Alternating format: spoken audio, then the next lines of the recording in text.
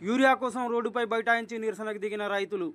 కరీంనగర్ జిల్లా హుజురాబాద్ మండల కేంద్రంలోని సొసైటీలో సరిపడా యూరియా ఇవ్వడం లేదని కరీంనగర్ జమ్మికుంట రహదారిపై రైతులు నిరసన దిగారు.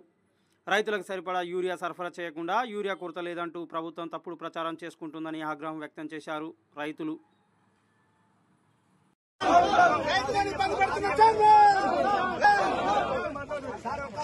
మీ పేర్లు రాసుకున్నామని లిస్టు రాసిండు.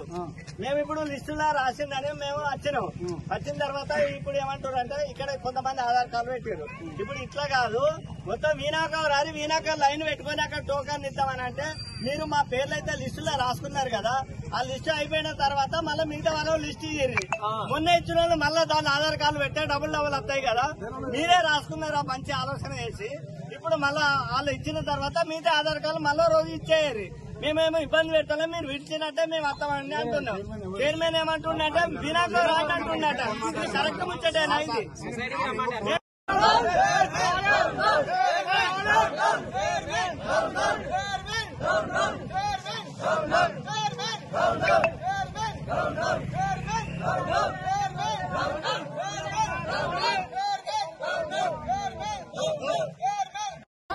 అలా రైతులు ఈ రోజు యూరియా గురించి చాలా ఇబ్బంది పడి ఎంత అంతే అంత చాలా ఇబ్బంది పడతారు.